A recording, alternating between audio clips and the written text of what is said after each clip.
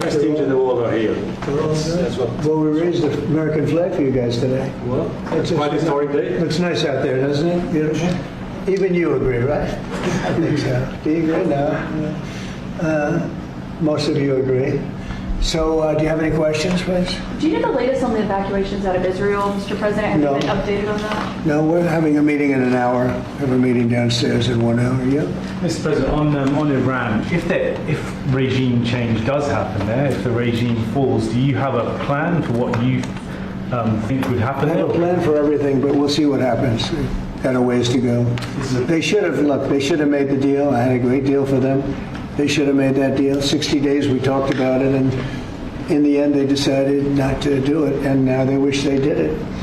And they want to meet, but it's a little late to meet, but they want to meet, and they want to come to the White House. They'll even come to the White House. So we'll see. I may do that, but it's a shame it could have been done the easy way. Do you think the regime there could fall? Sure, anything could happen, right? Of that, sure, that could happen. Yeah, Mr. please. President, the Senate Judiciary Committee is holding a hearing on who exactly was running the White House under Joe Biden. Who do you think that was? I think the Autopen ran the White House. We have an Autopen president before me. I think it's one of the greatest scandals in the history of this country, one of the biggest scandals. He wasn't making a decision. He was never for open borders where people came in from all over the world, from prisons and gangs and drug dealers and all of that, the mentally insane. He was never for that. He was never for open borders, and he was never for, if you think, he was never for transgender for everybody, or men playing in women's sports. He was never for that. Have you ever had women? Could a woman make your team, fellas? Tell me. You think? You're being nice. What do you think? Think a woman could make the team? General managers, what do you think? Difficult. Don't say it. We have a very good women's team, though. You do have, right? Yeah. But they should be playing with women, right? It's one of those things. One of those things. See, they're very diplomatic. As you're making your decision on Iran, obviously there's been a change from when you were pursuing a diplomatic negotiation. Yeah. Now you seem very open to the idea of potentially taking U.S. action. Obviously you're not going to tell us that. Can you walk us through what contributed to that change, how you got to where you are in making your decision now? Well, I think it started the first night. I mean, that first night was devastating. And it really knocked the one side off, as you know.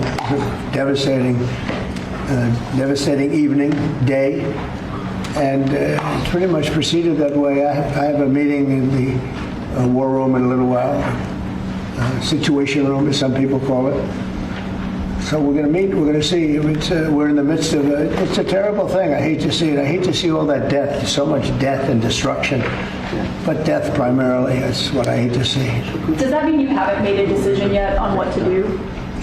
I have ideas as to what to do, but I haven't made a final. I like to make the final decision 1 second before it's due, because things change. I mean, especially with war, things change with war. It can go from one extreme to the other. War is very bad. There was no reason for this to be a war. There was no reason for Russia, Ukraine. A lot of wars there was no reason for.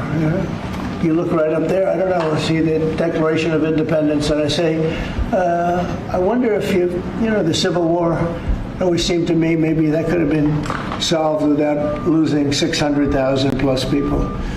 So a lot of, it's very sad to see. It's very sad to see what's happening.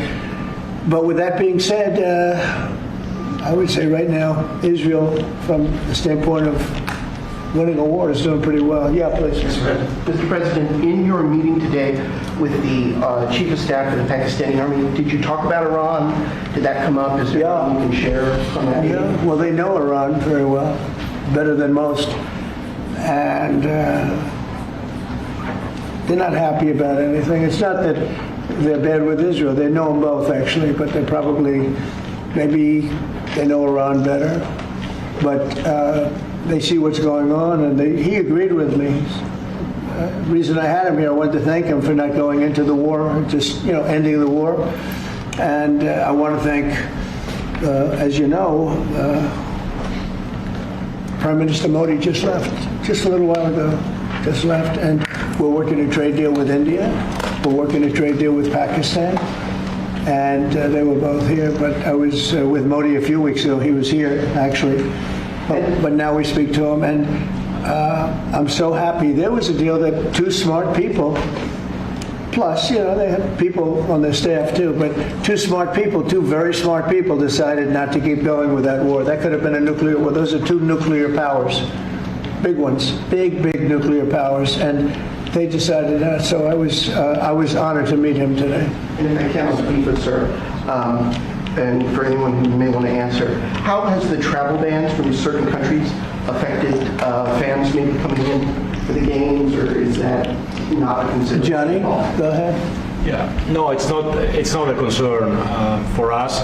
For the games now in the Club World Cup, everything has been done in a very smooth way. We have an excellent collaboration, of course, with the president, but with the task force in particular. For next year, the World Cup, we have one more year to work, and the learnings that we have this year with the Club World Cup, which is historic, I say this to all the Americans, because it's the first ever Club World Cup, and it's played in the United States of America. So the learnings we'll have for this will apply them next year. And they're largely sold out, so I don't know. I don't think he's too worried about the travel ban. He doesn't know what the travel ban is, I don't think. Johnny, tell me what the travel ban is. He doesn't know what it is. He's largely sold out. Like tonight is totally. I've had friends, they heard about this meeting.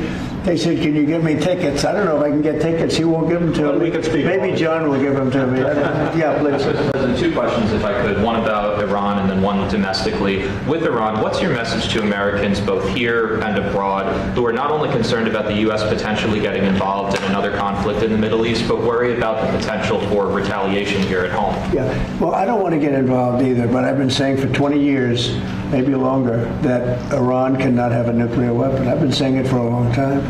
And I think they were a few weeks away from having one. And they had to sign a document. I think they wish they signed it now. It was a fair deal. And now it's a harder thing to sign, It's a lot of water over the dam. But, it's very, I say it very simply. Iran can't have a nuclear weapon. Too much devastation. And they'd use it. I believe they'd use it. Others won't use it. But I believe they'd use it. So that's it. It's very simple as far as I'm concerned. They can't have a nuclear weapon. And then domestically, Missouri Senator Josh Hawley came out this week as the lead sponsor of the bill to raise the federal minimum wage to $15 an hour. It stands out because he's a Republican. There's still 20 states that have it at $7.25. Do you support the legislation or the idea? Well, I haven't seen it. I'd have to speak to Josh. He's a very good friend of mine. That's interesting that Josh did that. I'm going to have to think about that one. Some people agree with it, some people don't. Some people say it really turns away business, restaurants close, and a lot of things happen. Other people agree. I'd have to speak to Josh. He's a good guy. Did you see For the Iran, the possibility of an Iran deal, is the destruction or the dismantling of the Fordow nuclear enrichment center, is that a prerequisite for a deal? Is that a red line for you? No, it's just something that people talk about having. We're the only ones that have the capability to do it, but that doesn't mean I'm going to do it at all. Yeah, we have the best military equipment in the world. You see that with this fight. We have planes that are undetectable, flying around like, nobody's able to see them stealth. You guys want to be stealthy tonight. You can be stealth, you'll never lose, right? But these are incredible planes and weapons. We have the best weapons in the world. By far, nobody close, and certain countries take advantage of that. Israel has incredible weaponry, so we'll see what happens. I've been asked about it by everybody, but I haven't made a decision. Mr. President, you talked earlier today about having daily conversations with Prime Minister Netanyahu. Yeah. How have those conversations weighed on you in terms of getting more involved? You've been lobbying for the U.S. to get more involved. Has that had an impact in kind of your evolution, sir? Look, we talk, and I'd like to see everything done. I would have preferred having just an agreement, a strong agreement, verifiable agreement. But it was such a shame. They were so close. Iran was very close to signing what would have been a very good agreement for them. And maybe that could still happen, I guess. They do want to come and see us. They want to see me in the White House. That's a big statement. But it's very late. Is it enough of a statement to hold off getting We're involved? going to see what happens. Look, we're going to see what happens. Ending it as soon as you can would be good. Have you closed the door on meeting with them? No. Okay, so it's still open to them coming here in your eyes? Yeah, I mean, they asked if they could come, and we'll see if that happens. It's not that easy for them to come. They can't get out. You know, they're in Iran, and in one case, the guy wanted to come so badly, but he can't get out because his bombs dropping all over the place. Have you seen the Tucker Carlson, Senator Ted Cruz interview? It seems like this issue on whether or not the United States should strike is kind of dividing a lot of your supporters. No, my supporters are for me. My supporters are America first and make America great again. My supporters don't want to see Iran have a nuclear weapon. Tucker's a nice guy. He called and apologized the other day because he thought he said things that were a little bit too strong, and I appreciated that. And Ted Cruz is a nice guy. I mean, he's been with me for a long time. I'd say once the race was over, he's been with me ever since, right? But very simple. If they think that it's okay for Iran to have a nuclear weapon, then they should oppose me, but nobody thinks it's okay. People that don't want, I don't want to fight either. I'm not looking to fight. But if it's a choice between fighting and them having a nuclear weapon, you have to do what you have to do. Maybe we won't have to fight. Don't forget, we haven't been fighting. We add a certain amount of genius to everything, but we haven't been fighting at all. Israel's done a very good job of that. But we'll see what happens. The bottom line is they can't have nuclear. And if I can't imagine that Ted Cruz said it's okay for Iran to have nuclear, including Tucker.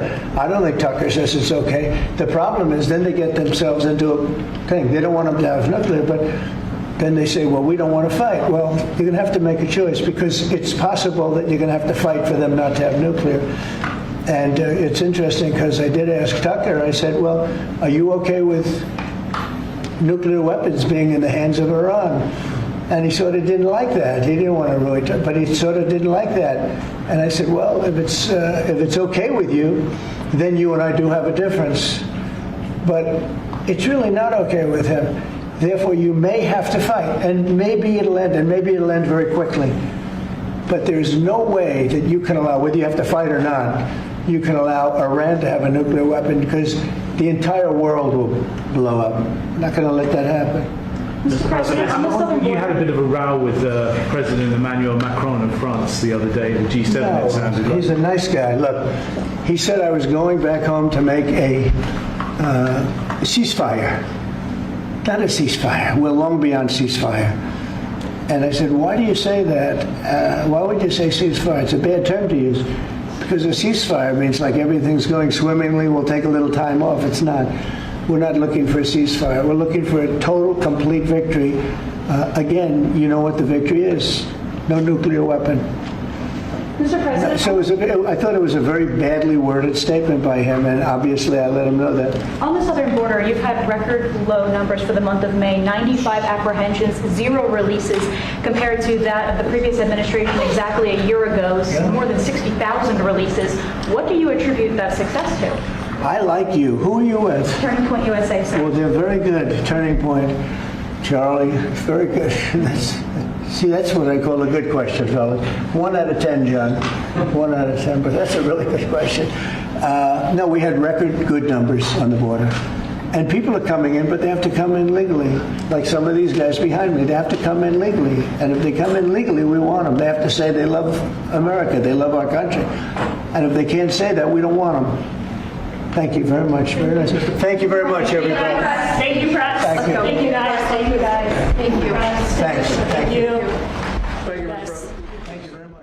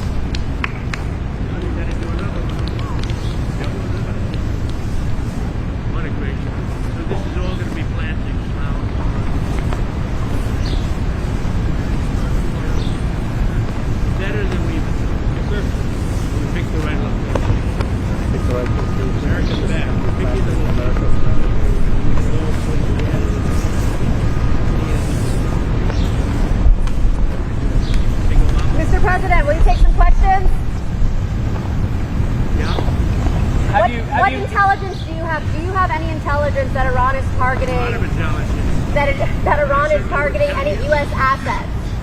We're doing very well. Thank you. Thank you, everybody. Here's Caroline. Thank you, Press. Thank you, Press. Thank you.